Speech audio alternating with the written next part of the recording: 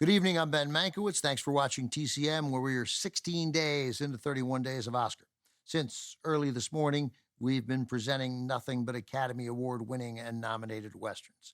Up next, a film that might seem like a textbook tale of a stranger riding into town to save the day, but don't let the basic structure of this story mislead you. This is a picture that cuts deep and stays with you for years, decades, for a lifetime. For Paramount in 1953, this is Shane. Alan Ladd is the title character, a former gunslinger who arrives at a Wyoming ranch. What he finds are homesteaders and cattlemen at odds over the untamed and unclaimed land. It's a conflict heading toward violence. Story unfolds from the point of view of a young boy who idolizes Shane. Brandon DeWilde plays the boy and delivers an Oscar-nominated performance. Jack Palance, as was often the case in this era, is the villain, and Palance also earned a nomination for Best Supporting Actor. While the story of Shane might not sound like anything unique, in the hands of producer-director George Stevens, it became an emotionally compelling story that has endured for better than 7 decades. As was his M.O. after returning from making documentaries for the Army during World War II, George Stevens spent years meticulously crafting Shane. He reportedly took a year just searching for the perfect location for filming. He found it near Jackson Hole, Wyoming. Once there, Stevens put his actors through a demanding shoot, completing take after take until he got what he wanted. After wrapping the shoot, the director spent nearly a year and a half in post-production, cutting and recutting Shane until he sensed he had the movie he'd envisioned.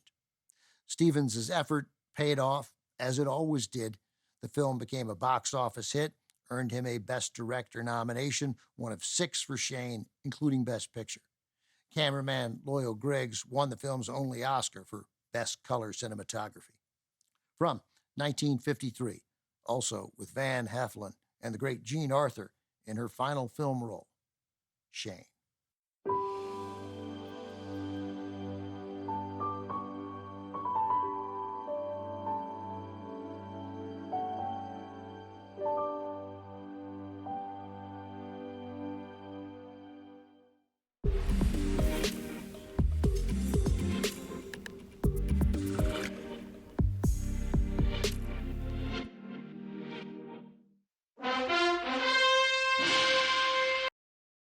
Watching Shane today, it seems inexplicable that the Motion Picture Academy overlooked Alan Ladd for his work leading the cast here.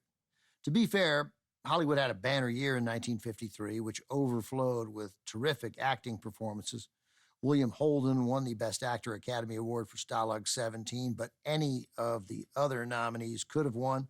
Marlon Brando for Julius Caesar, Richard Burton for The Robe, or either of the stars nominated for From Here to Eternity, Montgomery Clift and Burt Lancaster. Although Ladd never got an Academy Award nomination or matched the success of Shane, he continued working steadily in Hollywood for the next decade, forming his own production company, Jaguar. Ladd's interest in the producing biz must have rubbed off on his son, Alan Ladd Jr. He became one of the most respected producers in Hollywood, eventually heading up production at 20th Century Fox, greenlighting a modest little picture called Star Wars.